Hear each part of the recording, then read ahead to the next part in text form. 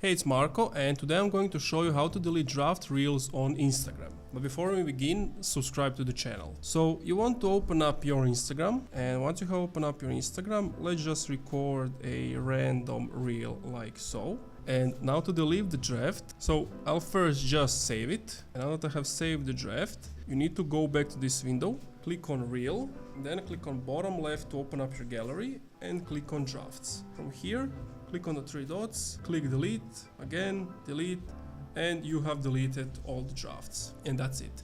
If you enjoyed this video, leave a like, comment, subscribe.